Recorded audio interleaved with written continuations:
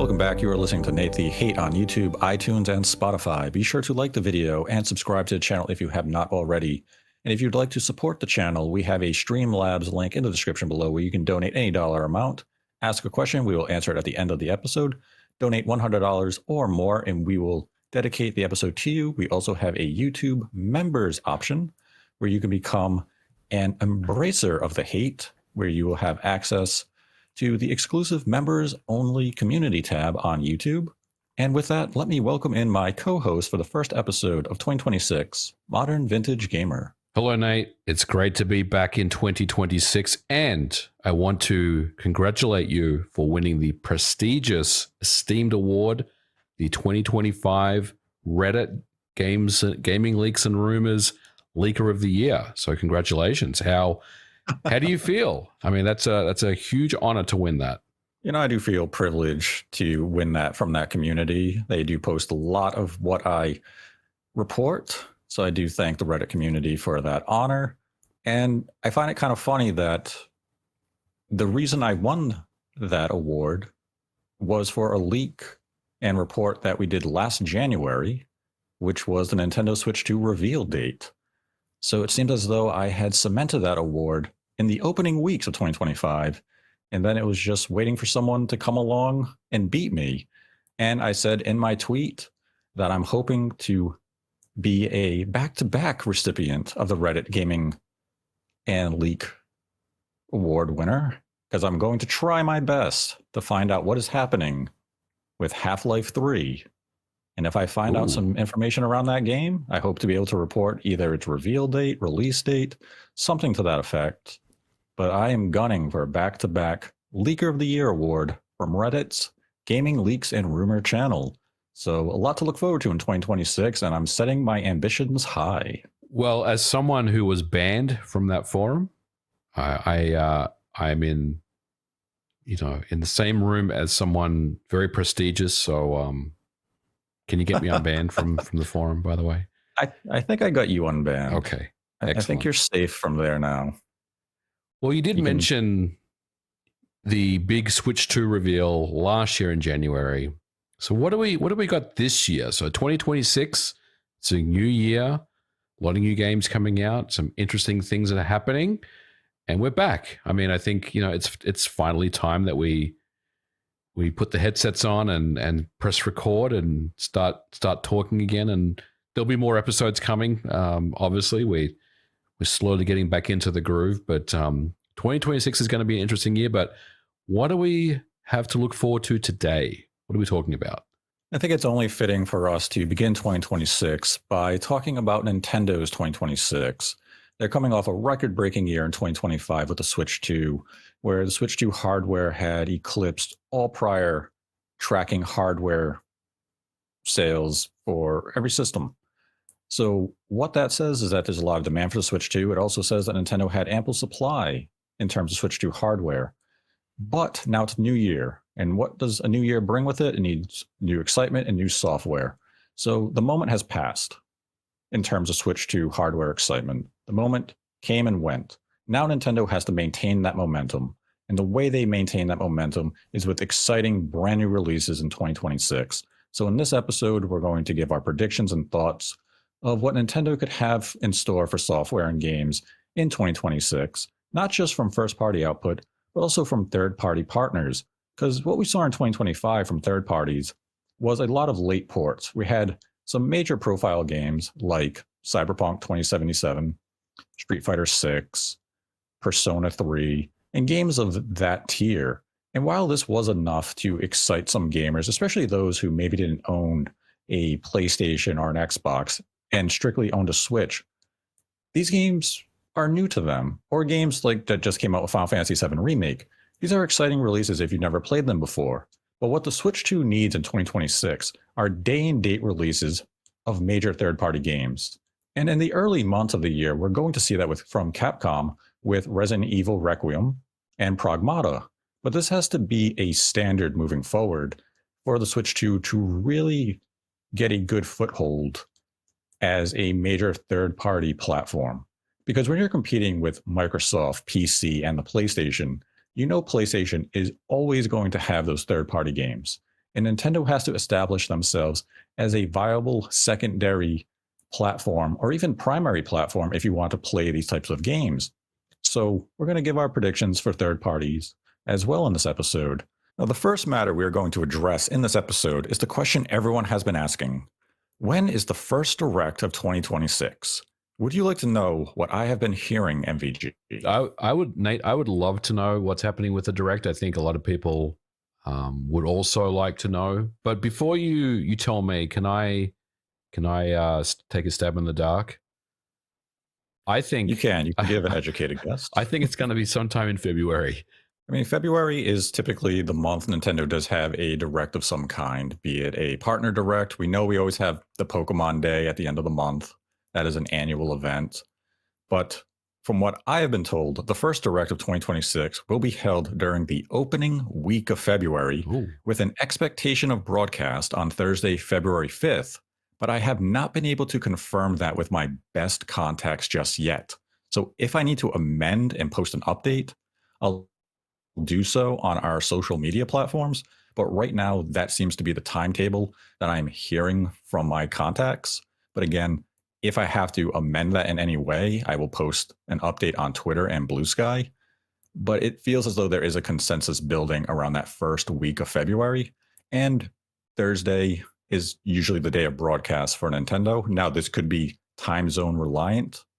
So I'm not going to say it's definitively Thursday for every region on the globe. It could be one of those situations where it's Thursday in one region, Wednesday in the other. But the first week of February seems to be coalescing as far as when the first direct should be taking place. But again, if I have to update this in any way, I will do so on Twitter and Blue Sky. Now, there are a couple of points I do want to emphasize, though. Yes, I was going to ask, what kind of direct is this going to be? Do you have any insight? I do not know the format of the direct. While I hope it will be a general direct so Nintendo can really start the year with strong momentum, begin to detail some of those brand new first-party games coming out in 2026, let us know what they have planned for The Legend of Zelda's 40th anniversary, it could just as easily be a partner showcase. But some form of a direct will be taking place in February. The format, I just don't know just yet. That would be one of those things that if I get confirmation of the format, I will let people know on social media. And just during this episode as a whole, when talking about our predictions and thoughts for 2026, any mention of a February direct will be done in a broad general sense. A future episode will be tailored specifically for direct predictions. So if at any point we say, oh, I'd love to see something with Zelda in February's direct, we're just talking in a very general sense. That is in no way indicative of the format of the direct. I just want to emphasize that before individuals listen to this, make headlines and videos, and misconstrue what we are saying or misunderstand that later on in the episode, we're just giving general thoughts and predictions for 2026 and entertaining the idea of a February direct being a general direct, because that's what everyone will hope. But in the event it's a partner direct, any thoughts we give are not representative of what the direct could be. We will have a direct specific predictions episode in the future. So I just want to emphasize those points to avoid any misunderstandings that could spring up from this. But right now, I want to discuss third-party predictions for 2026. Because again, we need to see day and date stuff. We saw the type of third-party support that the platform is getting in 2025, where you had Sega with Yakuza games, Capcom showing up at Street Fighter and announcing the Resident Evil 9, as well as Resident Evil 7 and 8 coming to the platform in really just a few weeks from now. And now it's really that moment of what else are the companies going to be bringing to this platform in 2026? So let's start with third-party predictions. Do you think it's going to be a big year on Switch 2 when it comes to third-party releases? Or is it going to be similar to what we had in 2025? I think it's going to be a bigger year than 2025. I wouldn't say it's going to be a massive year for third parties, but there's definitely the momentum is already there and it's slowly starting to build. I think this is going to be more of a growing year for third parties, but we will see more of those day and date releases start to show up, I would think. But, there was talk that developers were late to get dev kits and stuff like that. And some of that is true, right? I mean, I think there was definitely some, delay in getting dev kits to a lot of the third parties, but that all appears now to be resolved. I think the majority of developers now have Switch 2 dev kits. So really, it's now a matter of, getting those day and date releases ready to go. So I think there's definitely a push to do that, Nate, but I don't want to say it's going to be a massive year for third parties this year. I think we need to temper expectations a little bit as developers do, come to terms with the new hardware and kind of try to establish a day and date kind of approach to their releases. In the past, obviously, with the Switch, this was not something that they would normally do. In fact, the Switch usually was in the conversation much later, as we know.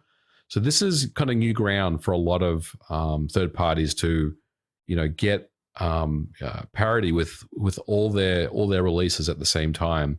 Yeah, I mean, maybe it could be viewed as a controversial take here, but I think Nintendo Switch 2 in 2026, I think the primary spotlight and focus on the platform is going to be on third-party releases. I think this is really that year they have to establish that the Switch 2 is a good home to a lot of third-party partners. And as you look at the market in Japan, Xbox is a non-factor. And unfortunately for Microsoft and Xbox to a certain extent, is that Xbox itself is becoming a non-factor in even Western markets. So if you are a major third-party developer, you're looking now as a replacement. And the Switch 2 has to be that platform for them. So this is where you're going to start catering some of your ports to the platform, and more consideration is going to be made to make it a day one release on the Switch 2 for your various projects. Now, we are going to see a lot more ports come to the Switch 2 in 2026 from a variety of franchises. And some of the ports that I am aware of won't surprise people. Titles like Expedition 33 will be coming to Switch 2 in 2026. Game of the Year in 2025, a Western RPG with a JRPG feel, and surprised everybody, a low-budget game, but Game of the Year at the end of the day. Other games that I've heard of will include Atlus with Metaphor ReFantazio will be coming to Switch 2 in 2026. We have Final Fantasy VII Remake just came up, and Final Fantasy VII Rebirth will follow in 2026 as well. Another game from Square Enix that I've heard is under consideration, and I don't know if it'll necessarily come out this year, but I wouldn't be surprised if it's announced this year, is Final Fantasy 16. Now, Final Fantasy 16, if you recall, last year when discussing how Final Fantasy VII was coming to Switch 2, Final Fantasy 16 at that time was not under consideration because Square Enix was prioritizing Final Fantasy VII Remake. Mm-hmm. Now that that's out, they must view that there is, that there's a market, or at least there's possibility to bring 16 to the platform and find success. So I'll be interested to see if that game is announced for Switch 2 this year. But beyond these games, we also will have Sega with the Yakuza and Like a Dragon games coming to the platform with the titles that are currently missing. And if you've been looking at the cadence of Yakuza games coming to Switch 2, this won't surprise you. Every few months, they introduce a new one. You had Yakuza 0 at launch. Yakuza 1 and 2 came later. We have Yakuza 3 coming out in February. So it feels as though every few months we're going to get another Yakuza game. Maybe even the Yakuza Like a Dragon collection will come to Switch 2 in 2026. And it's good to see these types of releases come to the platform because it's establishing the platform for what it can be. It can be a platform that not only caters to adults, but also young gamers. But it's good that we're seeing these mature games come to the platform, especially this early in its life cycle. That means the developers and publishers see potential in the Switch 2 as being a viable home for their games. Now, naturally, there's going to be games that skip the platform, but it's encouraging to see companies like Sega, Capcom, Square Enix embracing it this way so early on. So I think third parties are going to continue to embrace the platform in 2026, and we're going to see more and more day and date games and late ports just to establish that base come to the platform. But I think third party is really going to be the focus. in 2026 for Switch 2. Not to say Nintendo is not going to have some fantastic games of their own in the calendar year. They've already announced a variety of games, but I think third party is going to shine in 2026 for Switch 2. And people maybe have to kind of accept that idea that even though Nintendo's going to have quality games, it's very good to have a high level of third party support. You also have to factor in we're waiting on updates on Duskblood from FromSoft. Right. We're also waiting for a release date on Elden Ring, which was supposed to come out late 2025, but had been delayed.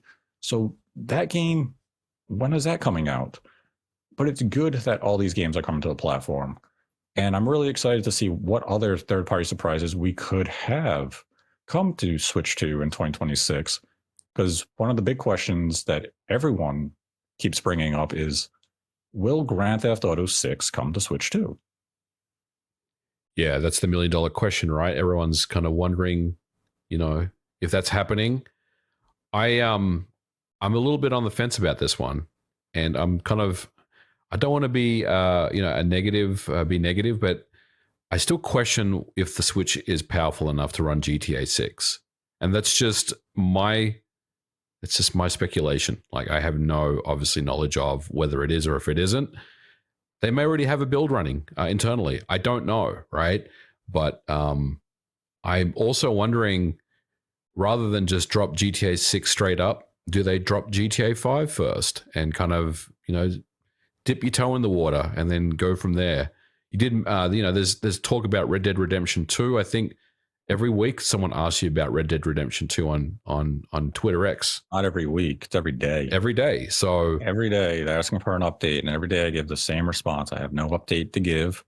Red Dead Redemption 2 is coming to Switch 2. Like, nothing has changed. It's still coming to the system. It's just up to Rockstar to announce it, and they'll announce it when they are ready. Yeah, GTA 6 is a tough one to say if it is or if it isn't. I think Nintendo would love GTA 6. Rockstar, I think, would love GTA 6 on Switch 2. It's just a matter of, is it feasible? Can it be done? If there's any studio that can make it happen, it's probably Rockstar, because they have infinite money. And if Nintendo is behind them as well and saying, hey, what do we need to do to get this game on Switch 2? We will give you every resource in the world, and maybe Nvidia steps in and helps out as well, just like they did with The Witcher 3 and Cyberpunk. Then look, probably it's possible, but the difficult part of saying if it's going to happen or not is we haven't seen much of GTA 6. We've seen one trailer and bits and pieces, so that's a difficult part. But I'm kind of leaning towards no, but never say never, I guess. What do you think about GTA 6? Do you think it's a thing on Switch 2?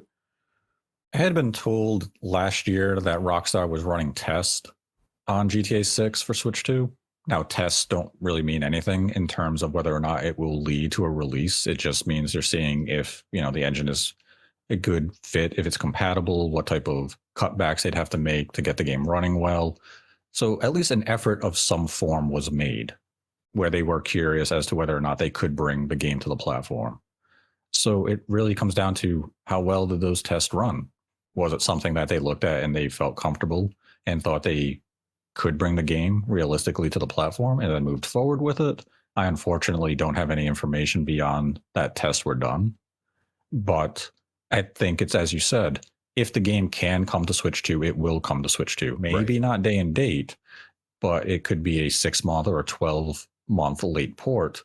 But if it can be there, Nintendo would love it to have it, absolutely. And Rockstar could view it as definitely a moneymaker for them. It's just that unknown of what type of scale back would have to be made to bring GTA 6 to the platform. And when you're talking scale back and cutbacks to a game, as long as it retains the feel that the game is looking for, then those type of scale backs are fine. Yeah. So whether it's NPC density or things of that caliber, you have to just evaluate it case by case and say, okay, are we still delivering the essence that we wanted with our game with these scale backs?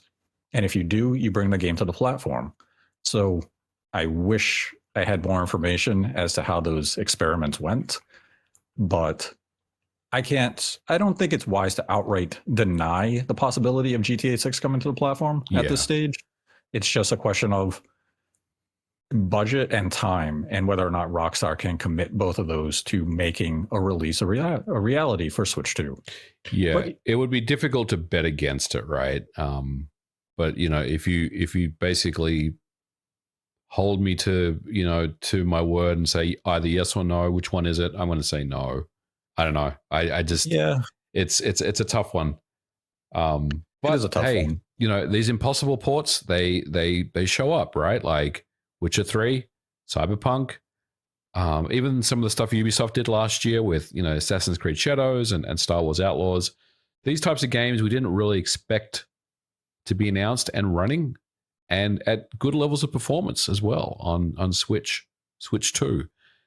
So there's always that possibility where a lot of money has been thrown at this, and it's whatever it takes to get this out on Switch 2. So look, hopefully I'm wrong. It would be great if it was announced, for sure.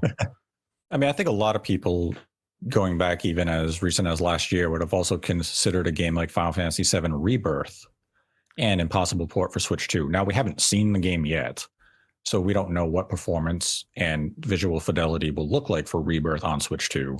But the fact that Square Enix is bringing the game to the platform means it has to be decent. Yeah, I think it can't be a disaster. Right. I think, when we talk about Final Fantasy Remake and Rebirth, from my perspective, I never felt like it was outside the realm of possibility to bring to the Switch 2. It was really all about, it really more was about the storage capacity of the game, because they are big games. Like I believe Rebirth is two Blu-ray discs on PlayStation, I believe. Am I right in saying that? I think it's 2 Blu-rays.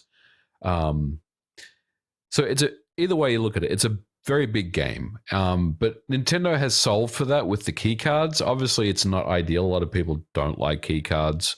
But at the end of the day, it's really the only solution you can really provide if you want some type of physical product at the end of the day. So Nintendo's already kind of solved for the storage issues of the bigger games already with Switch 2. So it's now just a matter of, well, we don't have to worry about how big these games are anymore, because we can solve for that.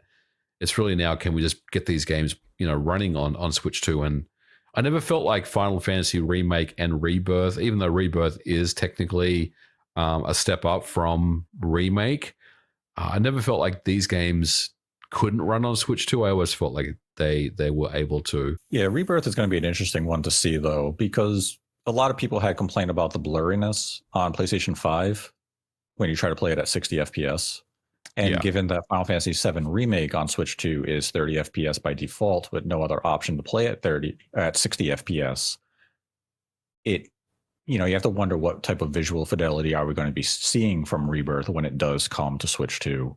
And, ideally we get an answer to that question in the near future. But just having those games come to the platform is encouraging. And other games these are games I actually had mentioned last year would be coming to Switch 2, even though they right now remain unannounced, is I know Capcom has intentions of bringing Resident Evil 2 and Resident Evil 3 Remake to the platform. So naturally, that would likely include Resident Evil 4 Remake as well. And I'm actually very surprised they haven't announced it yet, because they did announce the 30th anniversary generation pack for Switch 2 in North America, and that includes 7, 8, and 9. And in Japan, they announced the collection Part 2 right now just for PlayStation 5, and it comes with Resident Evil 2, 3, and 4. And the fact that there's not a Switch 2 edition announced yet of the second installment of the generation, you kind of have to wonder, that's just a matter of time. I don't think you're going to release that generation collection Part 1 on Switch 2 and not bring Part 2. That would just be a weird release. So we should see Resident Evil 2, 3, and 4 come to Switch 2 sometime in 2026. And those type of late ports, I think, make a lot of sense. They're very well-respected games, received high acclaim, fantastic releases. and they suit handheld mode of the Switch 2 very well. And you may recall back in September of last year, I had heard that they would have parity in terms of features. So they would have ray tracing, 120 hertz modes. So it would match feature parity with the PlayStation 5 and Xbox Series release of 2, 3, and 4. And I think that's a very good release for the platform. Now, it's just those unknown games that have yet to be announced. What will we see from that first direct from third parties? I think is going to answer a lot of questions as to establishing the direction 2026 is going to take for Switch 2 in terms of third party support. And, it's too soon to talk about the direct right now. But I think we're just going to have a very strong year that's heavily dominated by third party releases on the platform. And again, I think that's good for the platform. I think that's what Nintendo needs, because you look historically at Nintendo systems in the past, really starting with the N64, where third-party support began to wane. Everyone begged and wanted stronger third-party releases on the platform. And with the Switch, you began to see that turnaround. You saw 2K come to the platform. And now with Switch 2, you have EA returning to the fray. Yeah. So going into 2026, being able to have 2K, EA, Sega, Bandai Namco, Xbox, FromSoft, Xbox, yes. Yeah. Xbox is really the studio, I think, that has surprised a lot of people that there was no Xbox game released on Switch 2 in 2025. And now we're coming into 2026, and that's a great studio to go to. Will we see Microsoft games finally find their way to Switch 2 in 2026, be it late ports or day-and-date releases? Well, Indiana Jones is coming, right? Is it this year? Yes, Indiana Jones is coming this year. And Avowed is coming, I believe, this year? Avowed is only announced for PlayStation 5. Okay. South of Midnight was announced. That's right. You're right. South of Midnight, yeah. There's more. There's definitely more coming. There's definitely more Xbox titles that are going to be announced for Switch 2. I'd be very surprised if there was. One title I am anticipating coming from Bethesda will be a Switch 2 version of Doom: The Dark Ages. Yeah, that's like, if you ask me what is a game that hasn't been announced for Switch 2 yet, Doom: The Dark Ages would be right up there as my pick. If I'm Bethesda, though, I think how I would approach that release is, we know the game has DLC coming. So I wouldn't even port over the base game to Switch 2 as a late port at this point. I would wait until I have that DLC done, and I would release it as a complete edition alongside the DLC with the other platforms. Mm-hmm. So that way, that makes double dipping a little more intriguing if you've already played the game and now, it's coming to Switch 2. We also can anticipate that Starfield is coming to Switch 2 this year. Great game.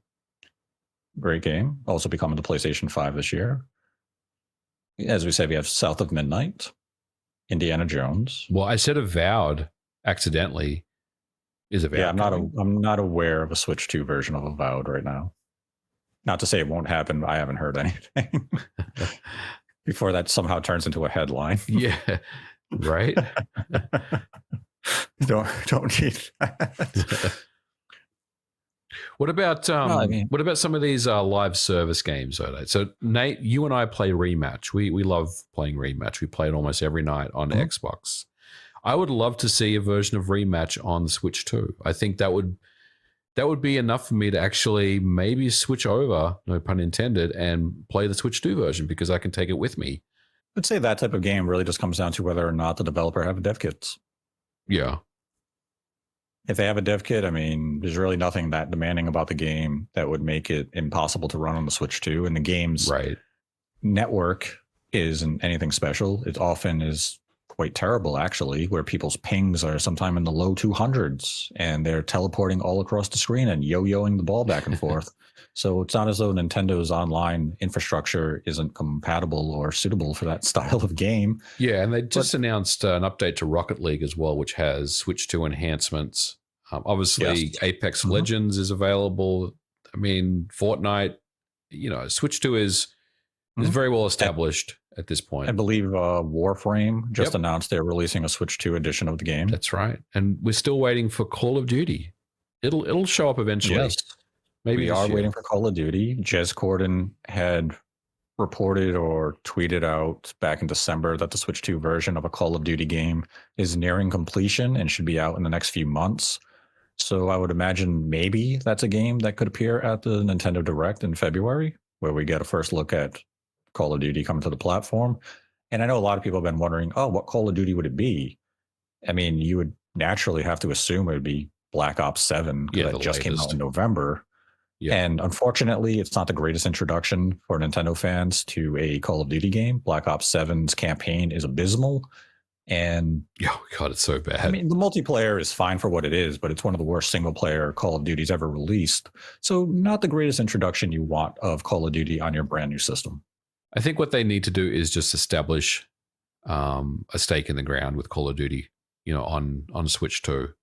It's sure, Black Ops 7 is not the best place to start, but I think it's a harder sell to say, hey, we're gonna start with Black Ops 6, which has a better campaign, because you're going back into the archives from a game from 2 years ago that is no longer supported internally. No developers are kind of working on Black Ops 6 in any capacity.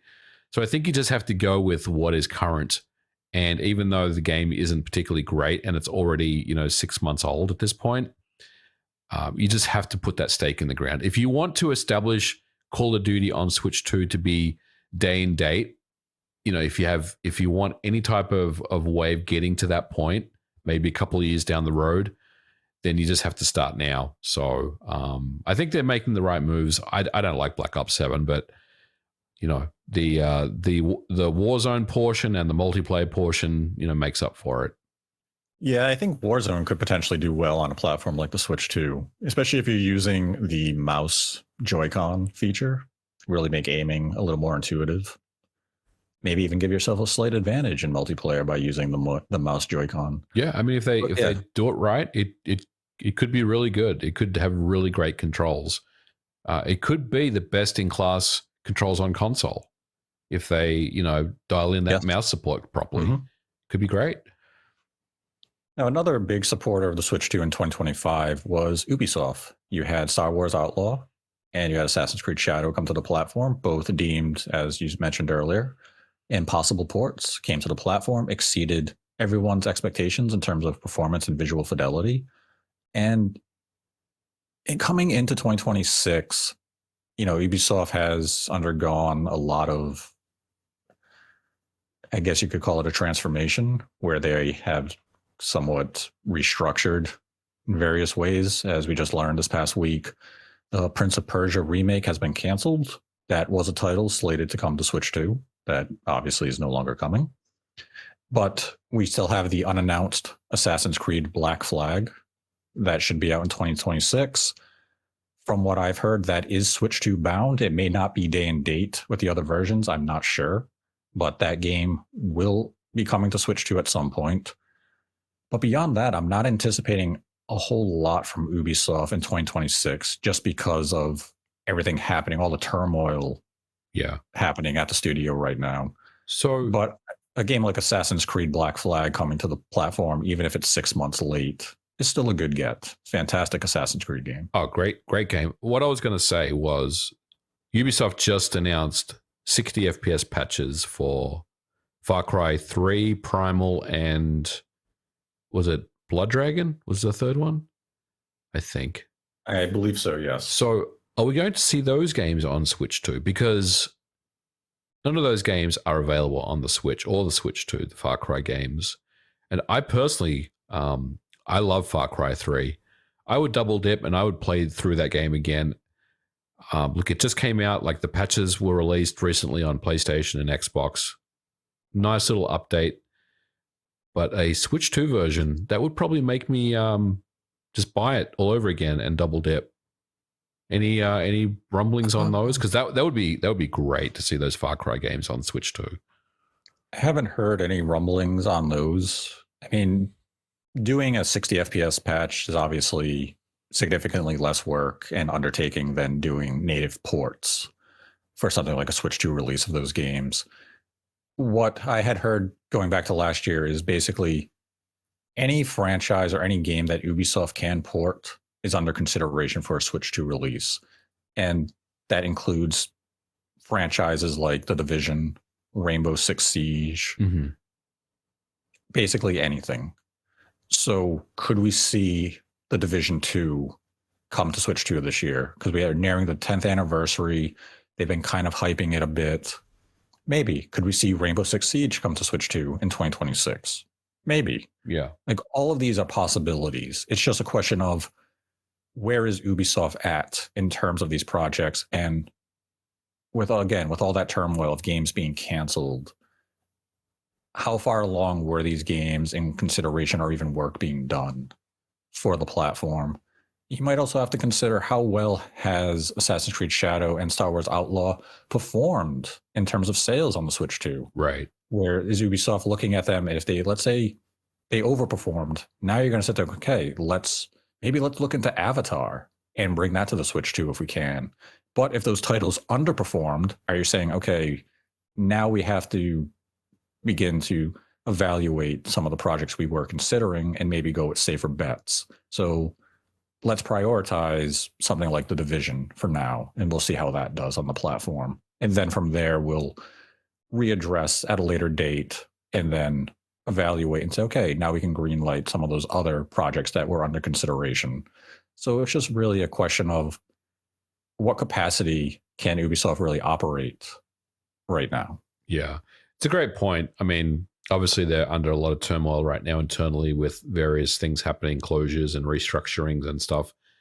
But ultimately, I think, and it just doesn't apply to Ubisoft, but I think most studios out there, they want their games everywhere. And the Switch 2 obviously is a focal point to do that. Xbox has obviously already started doing that approach. They just, on their developer direct, they announced games for PlayStation. I think one of them was day and date. I believe it was Fable was day and date. Or was it Forza? Fable. No, Fable day and date. Forza is a staggered release. So yeah, I mean, I think most developers out there now, they want their games out everywhere to really maximize sales potential and just general people getting a hold of these games and being able to play them. And I think Ubisoft is really kind of embracing that whole model very, very early on in the Switch 2. It would be a shame if, Ubisoft starts to hold games back because they're not selling as well. We don't really obviously have any sales figures on Star Wars Outlaws and Shadows. I'd like to think they did moderately well, all things considered, given the fact that they were not day and date releases and they were good technically, very good ports, both of them. So I'm hopeful that we'll continue to see these games get announced, and hopefully we get to a point, like I said, it's probably not this year, but hopefully we'll get to a point where more of these games start to become day and date. Yeah, I mean, once we get to that point where it feels as though every event or direct, it's okay, we're at Summer Games Fest or we're at the Game Awards, you begin to see those Switch 2 logos pop up more and more. It gives you that confidence of, okay, I don't need to have concern about certain games skipping my platform for any particular reason. Like, yes, some third-party announcements aren't made, let's say, at something like the Game Awards because Nintendo wants it at a direct. Right. So they don't allow the publisher to put that logo on screen because they want that privilege of saying, oh, we're announcing it here. Sometimes that works to their benefit. Sometimes it doesn't, because it does lead select individuals to use it as a means of outrage of saying, oh, look, this publisher is not supporting the platform. And then 2 months later, it's, oh, no, here's the game. You just don't react to everything. Don't have knee-jerk reactions. Just let the schedule of marketing take its pace. Yep. And usually the majority of these games will be announced. Some games, yes, it can't come to the platform. The platform may not be strong enough. But as we did see from recent leaks, it appears that Capcom is trying to bring Monster Hunter Wilds to Switch 2. And when you look at the data leaks, it does indicate that they're trying to scale back the population and NPC density. Yeah. And a whole bunch of stuff to truly make this a reality. And this was a game that was deemed as probably unlikely to come to the platform back in 2025 and 2024 when some talk around it began to surface, and that maybe Capcom would favor instead just doing a ground up Monster Hunter game exclusively for Switch 2. So I'm really curious to see how that will play out. Will we get Monster Hunter Wild on Switch 2 in 2026? Or is all this data leaking, maybe just Capcom doing some tests with the engine and using Monster Hunter Wilds as that test bed for a future Monster Hunter game? But maybe we'll get an answer to that at the Direct in just a few weeks. But I think, again, 2026, I think it's just going to establish itself in terms of a third-party presence very strongly for Switch 2. And it's going to start with a lot of late ports. And then gradually, as the year goes on, more day-and-date stuff from publishers, again, like Sega, Capcom, maybe Ubisoft, depending on the game. And it's just going to be exciting as we get more and more of those releases, especially leading into 2027, when hopefully it just becomes the standard. Yeah, I'm looking forward to it. One more third party that we didn't talk about that I need to ask you about, because I think, correct me if I'm wrong, but Konami, the Silent Hill games, Silent Hill 2, Silent Hill F, any activity on Switch 2 with those? I personally would love to see either of those games show up on Switch 2. Last year, I had heard that Konami was considering and they were testing Silent Hill 2 and Metal Gear Solid 3 Delta. Yep. Now, Delta still hasn't been announced for Switch 2, so maybe that test didn't go well, or maybe it just required more work, because those Delta came to, PlayStation 5 and Xbox, and performance wasn't perfect at launch. Right. It was a little rough. So, yeah, it was a little rough, Unreal Engine 5. So maybe that needed a little more work to be done. Silent Hill 2, that was also a game that was being considered for Switch 2 as well. But again, Unreal Engine 5. Yeah. So it might just come down to they're still tinkering with Unreal Engine 5 to really maximize that performance. So I would love to see them be late releases in 2026 or late ports in 2026 for Switch 2. But beyond them being tested and being considered, I haven't heard anything else. But I'm right there with you. I would definitely buy Silent Hill 2 on Switch 2 if that is to become a reality. I never heard anything about Silent Hill F being tested, but I think that would just be kind of that natural progression of, hey, if we could get 2 up and running, let's look at F and see what we can do there. And if we can bring it to the platform, we will. I know Konami wants to support Switch 2. They want to be a big supporter of the platform. So far, I think the only release they have is Survivor Kids, which was a launch game, digital only. And I can't imagine that game sold well at all. So hopefully Konami is gearing up to bring some of those bigger franchises to Switch 2 this year. But now let's get into some first-party predictions for 2026. Because right now, Nintendo's 2026 lineup, we had Animal Crossing Switch 2 Edition come out earlier this month. We have Mario Tennis Fever coming out in just a few weeks. We have the Virtual Boy joining NSO in February as well. We then have Pokopia coming out later this year. We have Mario Wonder Switch 2 Edition as well. We have Yoshi with his brand new game with the book, 2D Yoshi game. We have the undated Splatoon Raiders. We have Fire Emblem Fortune Weave. We have the Rhythm Heaven game that is a cross-gen release. We have Pokemon Gen 10. All those have been announced so far. Many of them still need release dates. But Nintendo has fleshed out their output for 2026 pretty far in advance. All these games were dated or announced back in September of last year. And now they just need updates. We got a release date for Mario Wonder Switch 2 Edition. And they're beginning to flesh out that first half of the year. But what else will Nintendo have this year in terms of new releases or even new Switch 2 editions? What do you think will be the big shocking release from Nintendo in 2026? Big shocking release. I'm not sure if there's a big shocking release, but I mean, that list that you mentioned, it sounds pretty stacked, right? Like there's a constant flow of new announcements or new releases that are just kind of dropping throughout the course of the year, which is exactly, I think, what Nintendo is looking for. They want to continue that cadence that, has been so successful for them.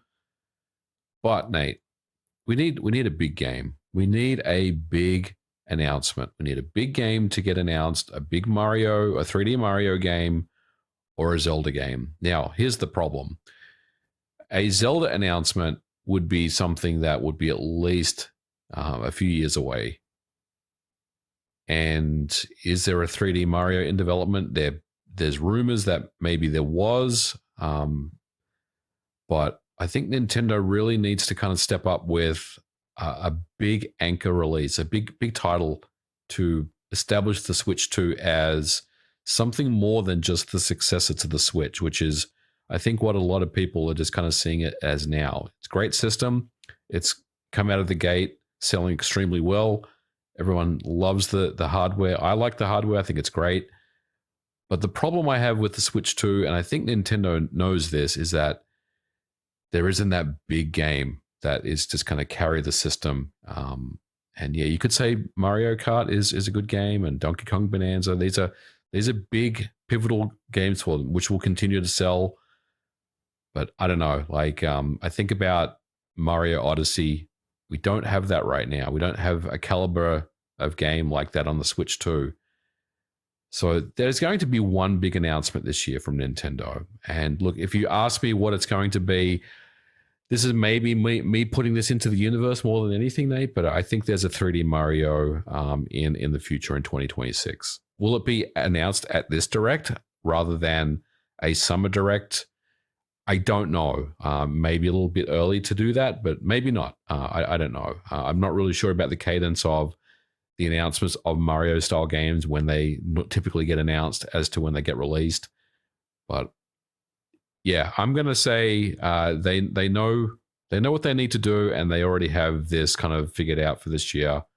I'm going to put a 3D Mario game out into the universe as that game, that big surprise announcement.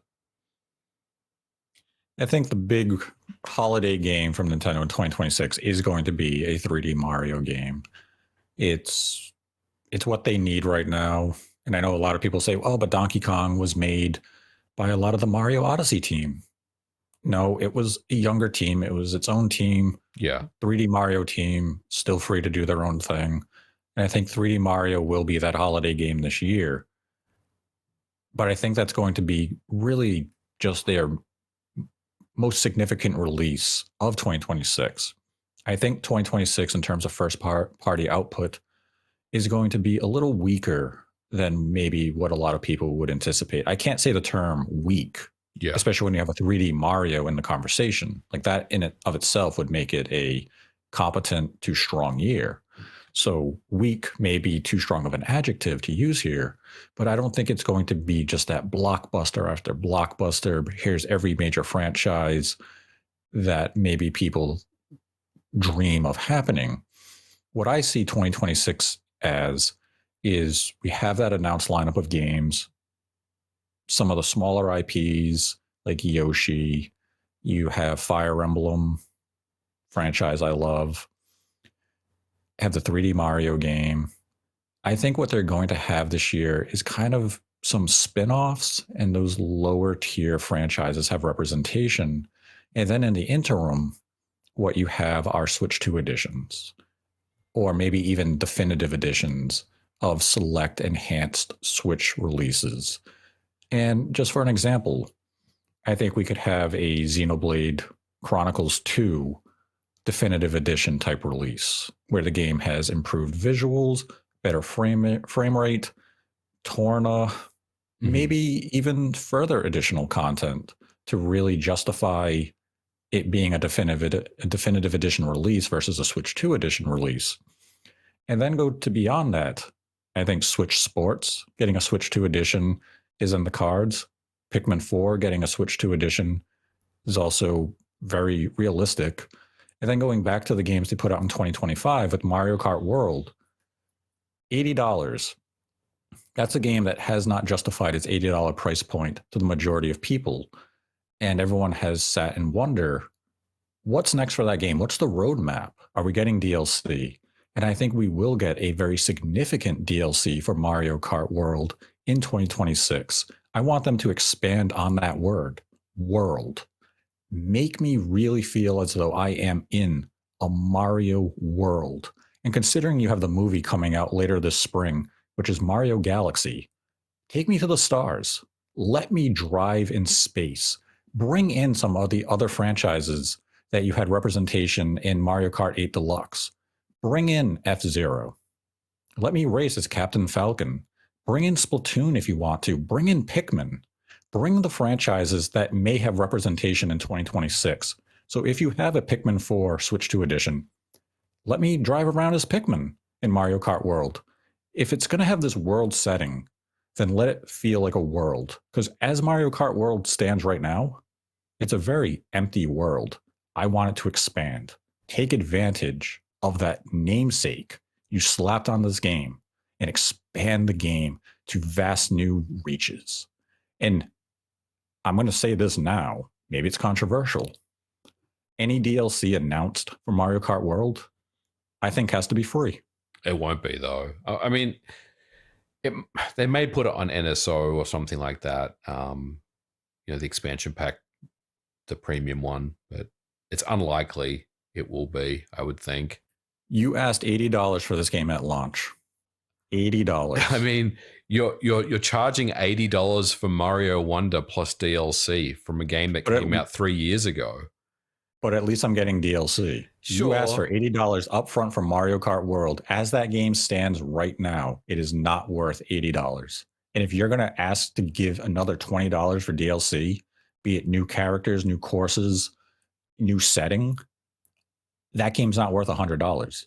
I don't disagree with you. I just think Nintendo is just sucking every dollar out of its customers, and it's not just them. I mean, everyone else is doing it. It's the state of the industry right now. I feel like we're nickel and diming everyone right now. They are. Do you think a game like Mario Kart World could get away with it? Do you think they could come out after charging $80 at launch and say, here's a $20 or $30 DLC where we take you underwater, we take you to space, we double the size of the map? Do you think they could get away with that after asking $80 at launch? Yeah, because it's an evergreen title. I think they can get away with anything when it comes to Mario Kart, unfortunately. I like I said, with GTA 6 and 8, I hope I'm wrong. That it is free, because I have Mario Kart World and I like it, and I'd like to play DLC on it, but I'm sure as hell not going to pay, we'll say $20 for DLC for Mario Kart World. It's not something that I would ever consider. I'd be more than happy just to play the base game. But see, I think that's the question I would ask of a lot of people. Do you like Mario Kart World enough that you'd be comfortable or willing to pay an additional $20 for downloadable content? Well, I think the majority of people would say no. I personally wouldn't, but yeah, I mean that's a great point. And it's not condemning the base game. I think the base game has a very sound structure. It's just that the online, hasn't been perfectly executed, and people realize that the world is fairly empty. But free roam, just to drive around, do some tricks, enjoy it in leisure, is a very tranquil experience, has a fantastic soundtrack. But when you charge that premium of $80 up front, I just think it's a very tough pill to ask people to swallow, of charging for DLC. And if the DLC is free, you justify that $80 price tag. And if it's expansive, if it's a very expansive DLC, you make the game feel as though it was a bargain at $80. So there could be some trickery on that front of, let's feel as though you got a steal at that price. Because up front, it kind of felt as though Nintendo was stealing from the consumer by charging such a premium price. But we also have to consider probably 80% of Mario Kart sales came from the bundle. Yeah. Not many people bought the game standalone at $80. You bought it for the bundle of $500, so it would essentially cost you $50. Going back to Switch 2 editions for a minute, because I think this is an interesting topic. Obviously, Nintendo is going to continue with Switch 2 editions of their games, because why not? I mean, it's I think a lot of people want to see them. And you mentioned the Xenoblade games, which I think is a really good pick. But beyond Xenoblade, what else is there to kind of provide Switch 2 editions of? Obviously, it's easier to say, hey, we can enhance these games to make them look better, make them run at 4K. But I think some Switch 2 editions have less weight than others, depending on the game itself. And we're also we're also at a point where I think they've already done Switch 2 editions of their big games already. So I think there's only a limited amount that they could come back with. I guess, you know how I'll frame it this way. Some of the Switch 2 editions that I would anticipate in 2026 are games that they necessarily don't feel that they would have to make true sequels to. So, like I mentioned, like a Switch Sports Switch 2 edition. Right. Add a few new sports to the game, and it's essentially Switch Sports 2. But we're not going to call it that. We're going to call it Switch 2 edition. We just added a few extra sports. We're going to charge you $20 so you can get 4K, better performance, new sports editions, and it saves them from having to make essentially a sequel. So if you so you're saying if we see a Switch 2 edition of Mario Golf Super Rush, we probably shouldn't expect a new Mario Golf game within the foreseeable future. Potentially. Yeah. I mean, I think it just comes down to the game, whether or not they're evergreen. Doing a Switch 2 edition of Pikmin 4, I think would just be a great way to sell the game to the Switch 2 audience with those enhanced graphics and, DLC. And it's a way of, okay, we're working on a Pikmin 5 and we just need a little more time to get that game ready. So we're going to give you an enhanced version of our last release as that tie over. So it really comes down to the title in question. But I think some of the smaller games that maybe aren't well suited for a sequel in this immediate generation, getting a Switch 2 edition is just a nice little stopgap for Nintendo. They can make money on a game that maybe they otherwise wouldn't have done a re-release of. So, and I think the title also just has to be well suited for DLC or expanded content, because every Switch 2 edition to this point has introduced DLC of varying sort. Yeah. Like you had Kirby and the Forgotten Land, got the Ice World DLC. Mario Wonder is getting the multiplayer focused DLC. So maybe if the game isn't perfectly suited for a Switch 2 edition, like those games, that's where the definitive edition of the game comes into place. So let's just say Xenoblade Chronicles 2 and 3 go that route. They get a definitive edition and you just get expanded content similar to what they did with Xenoblade Chronicle 1 on Switch, where they gave you a whole new epilogue as new content to enjoy. Now, if they do that for 2 or 3 and they call it Definitive Edition on Switch 2, the only problem I have with that is doing a Definitive Edition means it's going to be a premium sell. Yeah. There's not going to be a $10 or $20 upgrade. It's going to be, this game is $70, and this is the only way you can access this content. Whereas in that situation, I would rather have $20 to get that epilogue content versus having to spend $70 to get 15 hours of additional RPG goodness. But at the same time, I guess you could make the argument, seeing Monolith on the Switch 2, that's exciting. Yeah, for sure.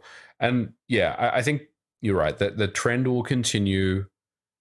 We'll definitely continue to see more of these going forward. The DLC question, is the tough thing to really answer. I'm kind of leaning towards Nintendo's going to charge for DLC where they can get away with it. But the Mario Kart World thing is an interesting scenario to consider. Yeah, I mean, if they do announce DLC and it's for free, then they kind of look really good because all of a sudden, yeah, maybe the game was worth the $80 price tag. Maybe this was their their process or their thinking all along with this game, and it kind of brings the game into a different light at that point. But I don't know. I think I don't know. I think they're going to charge us for it. We'll see. Yeah, I mean, that's the thing. We will find out, if DLC is to come to the game, and depending on the path they take, I'm really interested to see the reactions that will be had, because I think charging for DLC is going to meet negative reaction. And sometimes Nintendo's own hubris gets in their way, where they think, oh, we're charging $25 for Mario Kart World DLC. This is going to be well received. And then the internet says, whoa, we're not paying that. And they're like, whoa, really? You think this is too much money? Like, yes, you charged us $80 up front for a game that the majority of people say was not worth $80. And I really don't even think that's a controversial opinion. I think if you were to poll people, a lot would come back saying this may be the most disappointing Mario Kart they've played in many generations. Yeah. But I do want to talk about Pokemon, because Game Freak just had a game showcase in the Xbox Developer Direct with Beast of Reincarnation. And naturally, the internet went online and reacted saying, look at those visuals. Why can't Pokemon look good? And they blamed Game Freak for being incompetent. And not going to get into the structure of Game Freak and the Pokemon Company. We did that in a previous episode where we detailed exactly how that relationship works. So people can find that if they're interested. But what are your hopes for Pokemon Gen 10? We will see the game in late February with Pokemon Day. Do you think Pokemon Generation 10 on Switch 2 is finally going to deliver the visuals people want? The visuals, no. But I think the game itself, the quality and the performance and the tech around the game will be much improved. I think for whatever reason, Game Freak struggled on Switch. I think that's a fair thing to say. They never really got it right. Like they tried a couple of different things, but they just couldn't get the game really gelling with the hardware in the way that it should. And I, to this day, we still don't really know what happened there, especially with Scarlet and Violet, which was very, very bad when it came out, if you recall. I think it's better now in general. Like, I think they've fixed it, but the Switch 2 kind of came and just kind of fixed a lot of those issues, and they've since addressed many of those concerns, right? So now it's a case of, well, now you have new hardware, you have a better system, you have better tech. Are we going to see Gen 10 with better visuals and maybe bringing, a new look to Pokemon in this generation? Honestly, Nate, I think the cadence is already set. The tools aren't going to change very much. I think the workflow internally isn't going to change much. I think it's going to look maybe just a little bit better, but I think it's going to have the same visual aesthetic. But the games themselves will run at good performance. And look, I think a lot of people have, wanted to see that, but I wouldn't expect miracles from Pokemon and Game Freak. I don't think Beast of Reincarnation really should be in the conversation as to why, or maybe things will improve because all of a sudden they've got this game over here coming out on the Xbox that looks so incredible. Then we know that they have the ability to do it.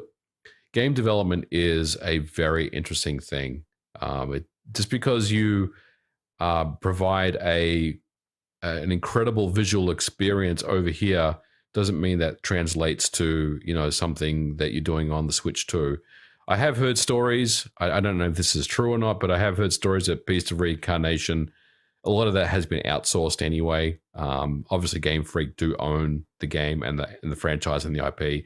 They are producing and directing the game, but they're using a lot of it external studios to build the game for them. I'm not sure if that's true or not. It could be, but at the end of the day, look, man, Pokemon has been a thing on the Switch for a long, long time. So it's hard for me just to imagine that they've thrown out the rule book and they're starting over and doing something that looks a lot better than what we were expecting. I think it's going to look pretty much the same. So yes, with Beast of Reincarnation, it is outsourced. It's one of their gear projects, which means Game Freak basically dictates they're basically the supervisors of the game. And a lot of that development is outsourced. There's a variety of gear project games. Little Town Hero was also a gear project release. So in terms of the actual core work being done, it is outsourced. But a lot of Pokemon work is also outsourced. And we kind of went into this in an episode a couple of years ago where the models of the Pokemon are done externally. They're done by Creatures Inc. It's not in-house by Game Freak.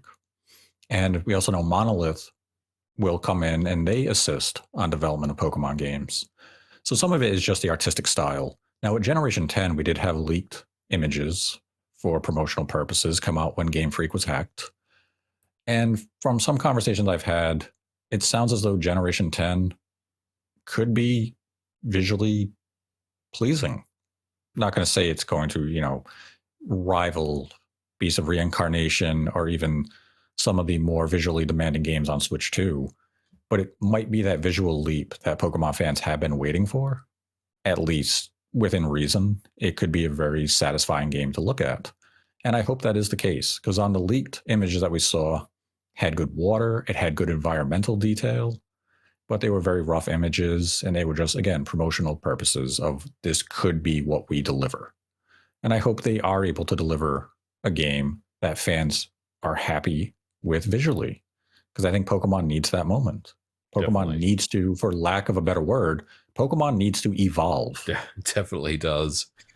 Definitely does. I hope Generation 10 is the moment for them, because I'd love to be excited about a mainline Pokemon game again, because Pokemon was one of those exciting releases when I was a child to look forward to.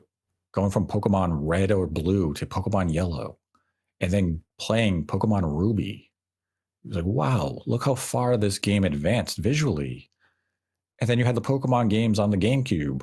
They weren't good games, but they visually, were kind of like, they were interesting. So I'm hoping Game Freak really delivers with Pokemon Generation 10 and is able to surprise people visually in a good way. Not surprise them with it looking terrible, but because Pokemon could be that tentpole release alongside 3D Mario later this year that gets people to say, okay, the Switch 2 is real. This thing's for real. Let's go. These are exciting first-party releases from Nintendo. And that's what they need. And of course, along the way, Nintendo could still have significant announcements, not necessarily for games in 2026, but just games coming down the line. Like Monolith could announce their next game that could come out in 2027 or 2028. Yeah. That would generate a lot of buzz. You could have announcements from Next Level Games, be it a Luigi's Mansion 4. And there could naturally be other releases in 2026 of just varying kinds from different studios within Nintendo's own structure. Do you announce a new Zelda game, knowing that it's probably about 2 years out? I was going to bring up Zelda's 40th anniversary. Okay. So that's what's happening this year, Zelda's 40th anniversary. And everyone's wondering exactly what you're asking. Will they announce a brand new Zelda game this year? Now, with the 40th anniversary, I do think Nintendo has numerous Zelda 40th anniversary related projects. And these can range from, just random merchandise, Game & Watch products like they did for the 35th anniversary, where you got, what was it, Zelda 2, I believe was on a Game & Watch. And it's just a question of what are they going to have for this year? I do think announcing a brand new Zelda game this year would be a wise decision. I wouldn't do it in February. I think that would be something I would hold until June or maybe even September, because the game's not coming out this year. Yeah, I would say probably September would be the move. But I think the next mainline Zelda game is closer than people would think. Yeah.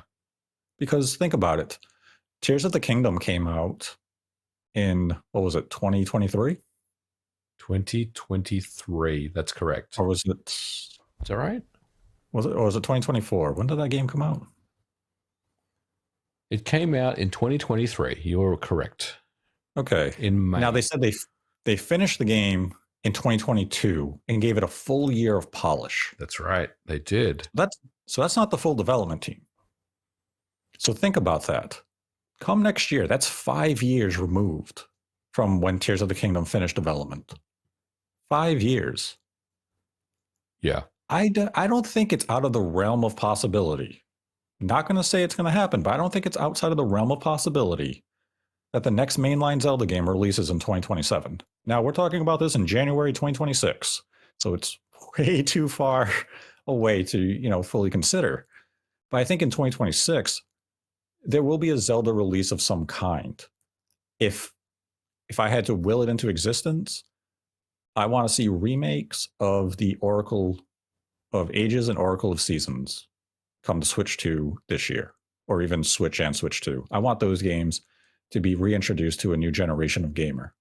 Those games developed by Capcom way back on the Game Boy Color are really underappreciated. And I think if you gave them new life now, they would do very well. Yeah, I would love to see those, but I think if we are going to see something Zelda related this year, and we probably will, the fabled Wind Waker HD and Twilight Princess stuff that has been apparently sitting in Nintendo's vault for the last few years that they have not unveiled on us. So maybe this is the year where we see that. I wouldn't be shocked to see them come to Switch 2 this year on GameCube NSO. Yeah, I mean, I'm not saying, well, that's not really HD then, is it? No, I mean, we already have Wind Waker. So you just have to throw Twilight Princess on there this year. That's true. I mean, yeah, it's possible. It's possible. So, I mean, that's Zelda's 40th anniversary. I mean, there's a lot of avenues they could explore as to how they approach it. I think before the year ends, announcing a brand new Zelda game is definitely within that realm of possibility. I do think we have a Zelda release this year. It's just a question of what will it be? Will it be, as you said, Wind Waker and Twilight Princess HD? Will it be Twilight Princess on GameCube NSO? Will it be a remake of one of the older top-down 2D games like Oracle of Ages, Oracle of Seasons, maybe Minish Cap, something of that vein? I know a lot of people keep trying to will into existence an Ocarina of Time remake, which I feel as though that would be an undertaking equal to that of a brand new mainline Zelda game. That would be a very big undertaking. Yeah, so I don't really see that one happening, but maybe Nintendo will surprise us because that would be a significant release.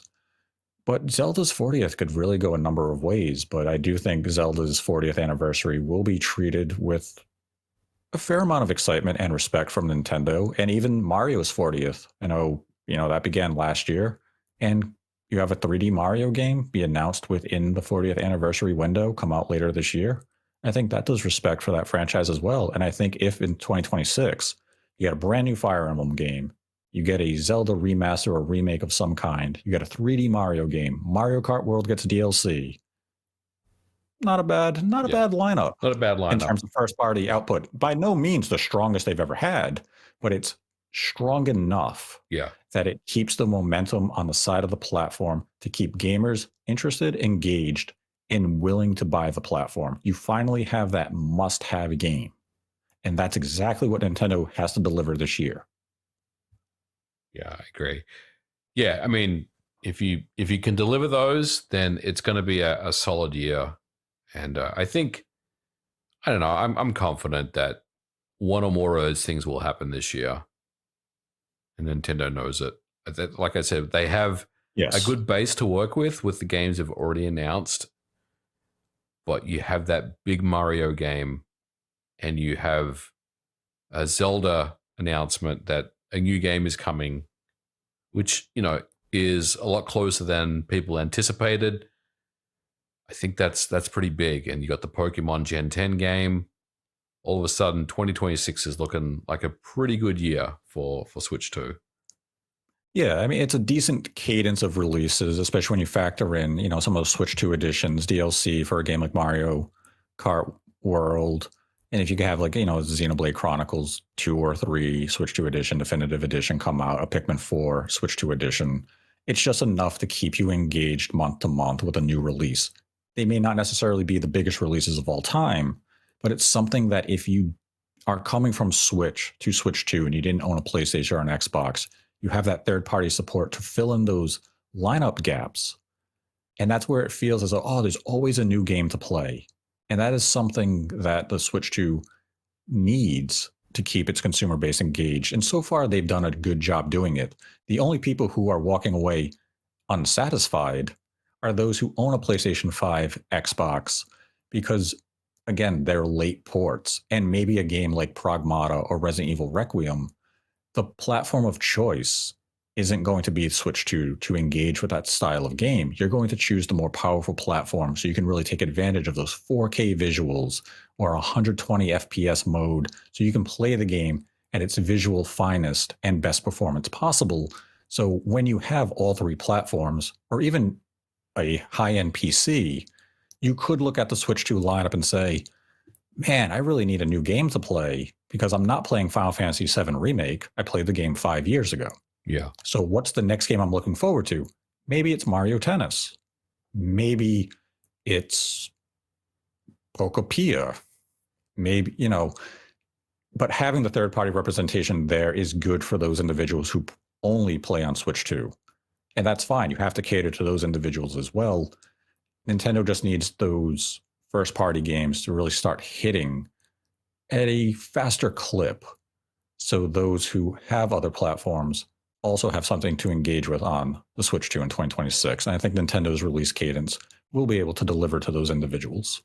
But with that, we go to the question segment of the show, and we should start with the questions on Streamlabs. And our first comes from Coleman, who donated $10 and writes, "Hey guys, longtime watcher. Love the dynamic between you two. Though I was wondering, what is Camelot up to? They had a job listing for a world map designer at one point a few years ago, but nothing came of it.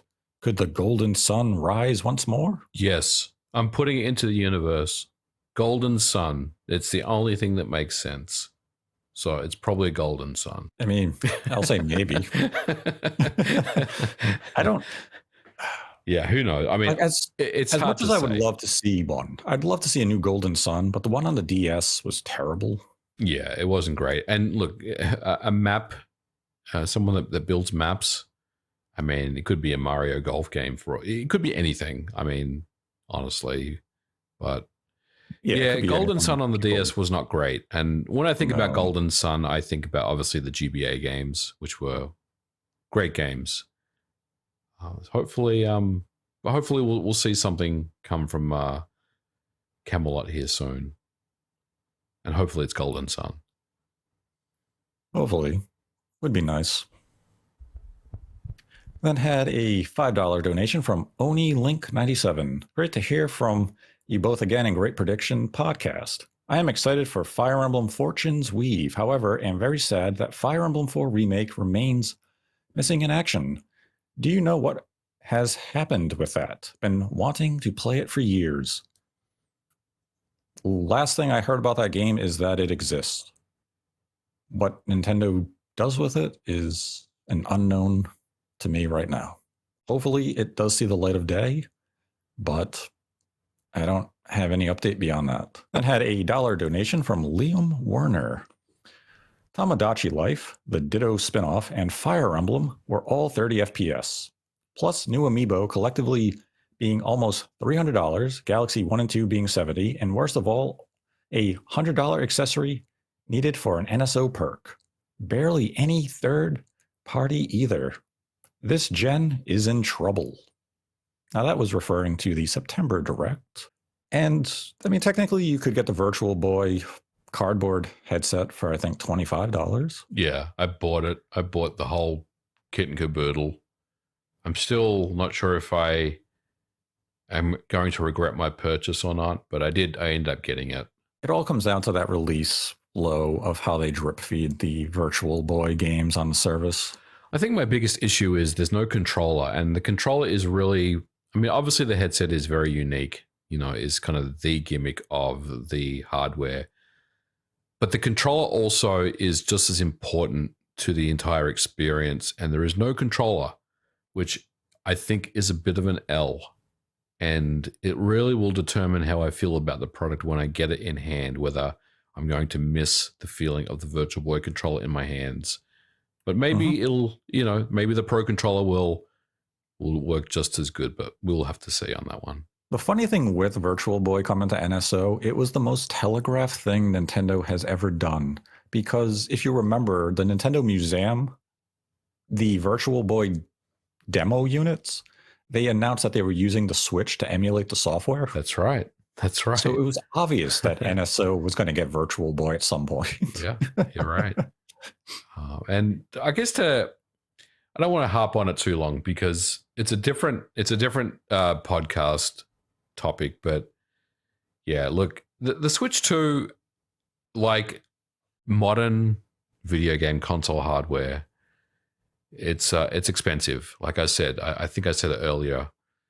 These companies, they're going to extract every single dollar out of you. They're going to nickel and dime you. This is the world that we live in right now. It is extracting as much money out of you as possible to the point where you don't feel like you're being ripped off or you're being, you feel like you're just being taken for a ride. Nintendo is really just on that edge of how much can we get out of you without it just being, without backlash, right? I think the Mario Kart DLC is a great example of that. We're kind of on the fence about which way Nintendo's going to go. I think if you asked that question, 4 or 5 years ago, it would be a different answer. But right now, it's just a matter of all these things are happening, all these little products are being released, and Nintendo is charging you a premium for everything. And that's just the way things are, unfortunately. That had a $1 donation from Liam Warner. Do you think most first-party titles will end up with enhancements on Switch 2, or do you think we have most of what we'll get? It's a little concerning the Direct came and went with only Wonder being upgraded, because Switch games look bad in handheld.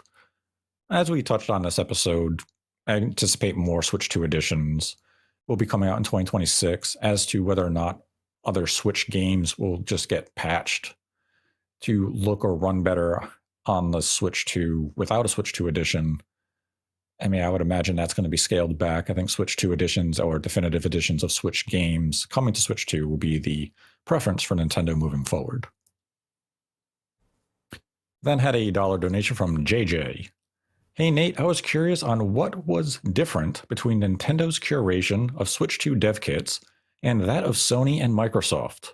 Based on announced games for Switch 2, they give kits to a variety of devs from AAA to indie so far.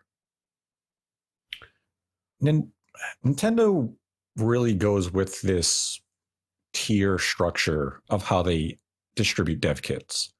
And they will go to various studios and they'll want to hear pitches of the games you want to bring to their platform. And whether it's taking advantage of a unique feature, something that really highlights the system well. And then based on that, Nintendo will make a decision. It depends on the region you're also working in. So how the regional reps in Japan operate may be different than the regional reps in North America or even Europe. So it's a very complicated situation as to how Nintendo approaches curation. But Microsoft and Sony, they also operate in a similar fashion. It's just that the Switch 2 was a very strict and frustrating situation when it came to getting dev kits, because there was a lot of silence when it came to certain partners where their regional reps just weren't giving them answers. And this is really, the Switch 2 is just an exception to how Nintendo usually operates it. Switch was curated, but not as badly as the Switch 2 was. And there's a lot of industry gossip as to why Nintendo was so strict with the Switch 2. I'm not going to repeat it because it's gossip, so I'm not going to repeat it. But there seems to be a belief that Nintendo was strict this generation for a specific reason. Well, you're absolutely right. Like from the things you said about Nintendo listening to pitches, that's 100% accurate. And yes, Xbox and PlayStation also do similar things when they are, rolling out new hardware. I also think there was just a general shortage of dev kits, for whatever reason, whether that is a manufacturing shortage, a part shortage, I don't know, or maybe it was just they didn't produce enough dev kits initially to meet demand. But for whatever reason, it took longer. As an example, I mean, PlayStation 5 dev kits. I'm going to say this, I may get in trouble, but whatever. I had, developers had PS5 dev kits 6 months before, and in some instances maybe longer, right? The first parties, the Insomniacs and the Naughty Dogs, they probably had dev kits way earlier than that, but some third parties were getting them 6 months before the launch. The Switch 2 was a different animal completely. Like you said, it was very curated based on pitches. Nintendo, I think, was looking to really maximize their launch window lineup with various things, and it was an interesting launch. Yeah, it's definitely, things have definitely eased a bit. And I mean, the funny thing with the Switch 2 dev kit distribution model was some developers were getting them in late 2023, and others weren't getting them until after the system launched. And I'm not talking indie developers getting them after the system launch. I'm talking some big AAA studios weren't getting them until late spring 2025. So it just showed you that great disparity in how they were being distributed. I then had a $1 donation from Liam Warner. Question for MVG. Is it true that DS, 3DS, Switch 1, and Switch 2 cartridges have to be put in the console once every few years? Obviously, nothing will last forever, but I've seen some people say that will prolong their lifespans, and others say it won't, and to just store well. I've heard about this theory that the best way to preserve things is to kind of keep using them. The short answer is, Liam, I don't know. I have to kind of research this better and get some empirical evidence to suggest that is the case. There's definitely some stories about 3DS games, they start to not work over time if you don't use them. But I kind of also treat it very much the same as what I've heard about things like bit rot, where people say that bit rot is real on CDs. I think that the concept of bit rot is a real thing, but is it a case of you didn't look after your physical media properly? Was it not in the proper climate controlled, room with the slipcase on and everything, or what? So the short answer is I don't know. We'll definitely keep an eye on that one though, for sure, because I am interested. I've heard stories that cartridges or these cards start to fail over time, but I haven't really seen any real kind of evidence to suggest that is the case, other than some people saying this has happened to me before, and maybe some smaller YouTube videos and stuff like that. But yeah, definitely, I'll definitely keep an eye on that one for you. Then had a $5 donation from Wataniac. MVG, how do RAM limitations affect games and how they get programmed? Also, why is there a split between RAM and VRAM? Are they not interchangeable based on a game's needs? What happens if you have 24 gigabytes of RAM, but only 8 gigabytes of VRAM and vice versa? So there's two parts to this. Let me address the VRAM side first. So VRAM isn't really a thing anymore. Like since since the days of the Xbox 360 and the PlayStation 3 era, maybe not the Wii. I never developed on the Wii or the Wii U, but at some point in the kind of late 2000s, these console manufacturers started to move to a unified memory architecture. So before that, yes, you're right. There were systems that had dedicated graphics memory and just main memory.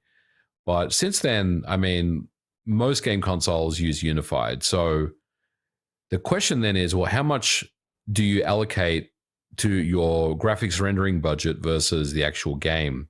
And that's the difficult part. And I think to answer the first question is, how much RAM is enough, or why isn't enough RAM enough? look, developers always want more memory, right? It seems like there's never enough memory to make your game run. Like developers always want more, but if you take something like the Switch 1, which only had 4 gigabytes of RAM, but I think it was only 3.5 usable. And if you compare that to what the Xbox One and the PS4 had, which I believe had 8 gigabytes of RAM apiece, that's a significant drop. And it's significant enough where developers are going to struggle trying to fit the game to run in the limitations of the memory that they have. Now, there are ways to work around memory limitations, including, texture streaming, basically asset streaming and constant systems that run that just kind of pull things in and out of storage space. But that has its own issues, and it's usually related to things like performance and stutter and slowdown and things that you see typically on these more ambitious games that try to run on lesser hardware. And I'm not just picking on the Switch. I mean, the PlayStation 4 had its share of games that kind of struggled to run. The Xbox One certainly had many games that didn't run well on the VCR. So, RAM is very, very important. With more memory means you can fit more things in system memory without resorting to, swapping assets to and from the hard drive, which does have ramifications on your overall performance. But yeah, the first part, and Nate, correct me if I'm wrong, but like unified memory has been a thing for a while now. I don't think the concept of VRAM really exists on consoles.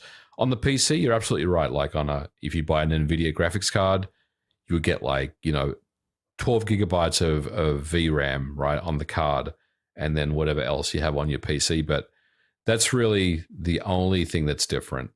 On consoles, you just get that one solid block of memory these days. Then had a $20 donation from 48 15 16 23 42. I'm an older gamer that enjoys your podcast. I saw your note on YouTube about your family crises and medical bills. Praying for healing and financial security for you and your family. God bless. Thank you. Then had a $3 donation from Vero. Hey Nate, I know you said you had no update on the Planet Robobot port, but do you personally think it'll come this year? Thanks. I hope so, because that's one of my favorite Kirby games, and I want to play it in HD graphics with beautiful textures and popping visuals. So I hope it is still planned for release. I just have no update to give, unfortunately. Then had a $5 donation from Hopeful Halo Guy. Hey Nate, thanks for the podcast. Last January, you reported that the Master Chief Collection would come to PS5 and Switch 2. With the Halo remake now coming this year and to PlayStation 5, should we assume plans to port Master Chief Collection are dead? Do you know one way or the other? I unfortunately don't have any update on that planned release. I know it was planned for Switch 2 and PlayStation 5, as mentioned last year. I believe it got as far as it was being tested internally. But a lot happened at Microsoft in 2025 with layoffs, so various projects got canceled. I don't know if that's one of the games that maybe faced a cancellation. If I get an update on it, I will be sure to relay that update in a future episode, but right now I don't have any update to share, unfortunately. And now we go to the YouTube members question portion. And our first question comes from Fangs the Wolf, 6459. Hi, Nate and MVG. I hope all is well. I was wondering if you have any updates in regards to the rumored Kirby Planet Robobot remaster port.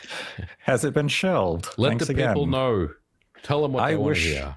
I wish I knew, because I want to play the game. I hope it comes out this year. I want to play it again. But yeah, I have no new information to share. I hope it comes out, though. Then we had a question from Foxden Gamer. Hello, gentlemen. Do you think there's still a chance to see the Halo Master Chief Collection or Halo Combat Evolved head to Switch 2? Master Chief Collection, fortunately, don't have an update. For Halo Campaign Evolved, I've never heard a Switch 2 version be mentioned. Based on the visual fidelity and performance we saw from the presentation last year, I do wonder if the game might be a little beyond the scope of Switch 2, but I think it's just one of those situations of it's using Unreal Engine. If we can bring it to Switch 2, we will. You also have to consider and factor in, when would a studio like 343 get a Switch 2 dev kit? Yeah. So, I don't think they were probably high on that totem pole of delivery. So I think it's just a case of, if Microsoft sees potential to bring Halo Campaign Evolved to Switch 2, they will do so. I just haven't heard anything, but I think that would be a very good release for the platform. So cross your fingers. Then had a question from Eric RMZ9. Hello, guys. Glad to see you back and Happy New Year. For Switch 2, do you see Nintendo still doing ports for filling the calendar, or are they going to depend more on Switch 2 enhanced editions?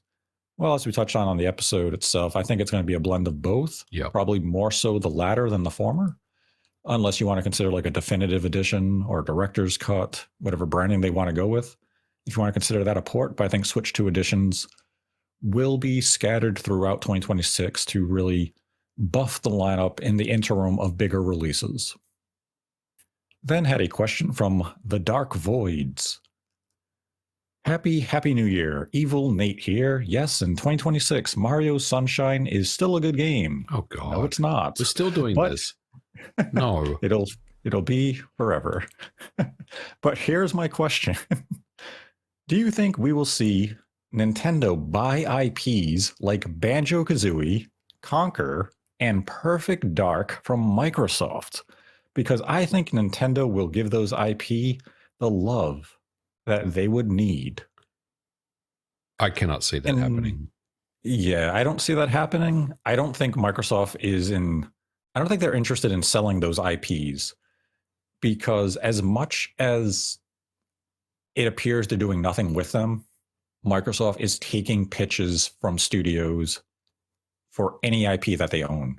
So we spoke on Banjo-Kazooie a few years ago, and I know people have a hard time believing it, but at that time we spoke on it, a Banjo-Kazooie game had been pitched, had been approved, and was in development. Hey, whoa! You're gonna get banned from gaming leaks and probably rumors, Nate. But a Banjo game did exist at that time. What happened was the game was canceled internally. It didn't get far enough, and the game was shelved before it was ever even announced. It happens very often in the industry. With Perfect Dark, we saw them make an effort to bring back Perfect Dark, and then they canceled it last year. We saw the reports come out later that Take-Two had reached out and offered to take control of the game and finish it. And for some reason, that deal was not completed. They couldn't come to terms and agreement. Maybe somewhere in conversation, Take-Two wanted to purchase the Perfect Dark IP from Microsoft, and Microsoft said, no, we're okay with you finishing the game, but you're not taking ownership of the IP. And with Conker, a lot has changed over at Rare in the last few months. New leadership. And the old leadership at Rare was very hesitant on revisiting their older IPs like Banjo-Kazooie, Conker. They wanted to pave their own path with new projects like Everwild. Well, Everwild didn't pan out. The new leadership might be more open to revisiting those old IPs that made Rare such a beloved studio. So maybe there's that potential now that internally Rare will undertake a project like Banjo-Kazooie or a new Conker or Perfect Dark. Yeah. There's a lot of potential of what Rare can do now that leadership has changed, and be open to revisiting the IPs that made them who they are. It's just an unknown of whether or not that is their interest. It's a great point. I mean, Playground is bringing Fable back, and everything looks really great with Fable. Obviously, the game isn't out yet, but it looks like it is a really great modern take on Fable, and it's Playground's vision, of the classic formula, I think Rare could really take some encouragement and some really good, takeaways from seeing what Playground is doing with Fable, and maybe, thinking, well, maybe we can take a look at some of our old classic franchises and see if there's any way that we can bring them to a modern audience, just in the same way Fable has. So I think it's a great point, with this new leadership, or, with Rare kind of looking within and taking a look at their stuff again. Oh man, it'd be great if they could maybe take a look at some of their old IPs or their old franchises, bring them back. Absolutely. I mean, it sounds disrespectful to phrase it the way I am, because Greg is an industry legend before he left Rare. Like, what Greg contributed to the industry is phenomenal. Sea of Thieves has been a huge success for Rare and Microsoft. Everwild was a unique idea that they were coming up with. But Greg was also very reluctant to go back to some of those IPs. That's why you saw IPs like Battletoads be outsourced back on Xbox One, is that Rare just did not really want to go back to their legacy. And now the team might be open to those ideas. And if they are, really anything's on the table, because that was always one of the problems, especially with Banjo-Kazooie. I believe he said right in an interview that they did Banjo-Kazooie on Xbox 360 and they were done with the franchise. They had no interest in nuts and bolts. They were done. They had no interest in, they did not want to return to Banjo-Kazooie. That if someone else wanted to make one, they'd have to find another studio to do it. Well, now maybe Rare could be that studio. But, as I said earlier for this question, there was a Banjo game that was approved at one point, but it was shelved, unfortunately. Perfect Dark, they tried. It just took too long to come together. And it's a very unfortunate, because what we saw looked very promising. So Microsoft is still open to pitches for these franchises. Any IP they own, they're open to pitches from any studio. It's just about finding that right fit. So I don't see Microsoft really entertaining the idea of selling off any IP that they own to a company, much less do I see Nintendo being interested in buying an IP. Because the other thing you also have to consider is ownership of an IP. It sounds enticing as a gamer, like, oh, Nintendo bought Perfect Dark.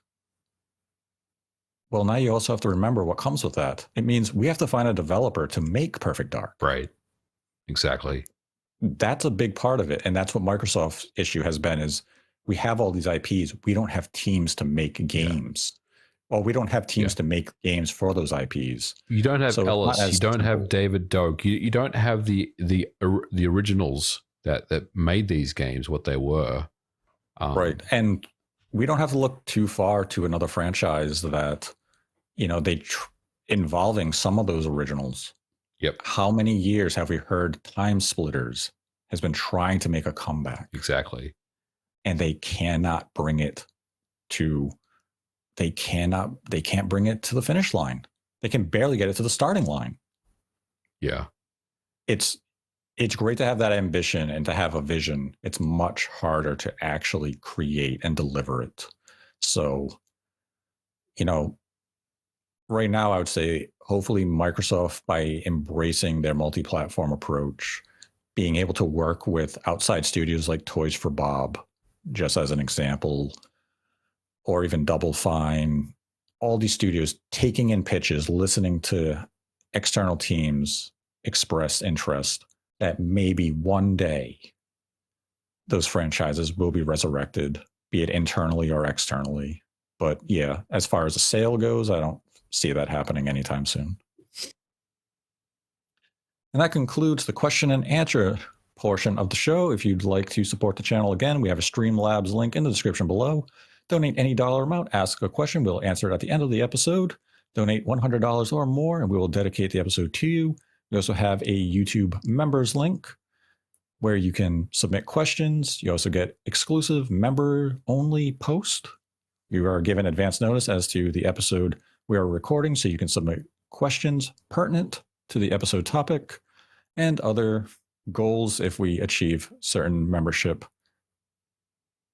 numbers. Like if we have, I believe it's 100 members, we'll do a live stream at the end of the month exclusive to YouTube members. So just another consideration to support the channel. But with that concludes today's episode. If you liked our discussion, give the video a like. If you didn't, give it a dislike. Let us know your thoughts on Nintendo's 2026 and some of your predictions in the comment section below. And as always, I thank MVG for joining me. It's great to be back, Nate, and great conversation. Thanks for having me on. And we will be back soon with a second episode of 2026 as we go over our predictions for Xbox in 2026 now that the Developer Direct has concluded and we got a first look at Fable, Forza Horizon 6, Beast of Reincarnation, and Kiln from Double Fine. So be on the lookout for that, and then in the near future following that episode, we will have our first Nintendo Direct predictions episode. But until then, continue to embrace the hate. Dissecting all the lies, make the hate rocket hard. MVG dropping knowledge bombs. Best podcast sitting strong, guiding us where we belong. Through the pixels and the codes, breaking down what future holds. Nate and MVG showing us the gaming gold.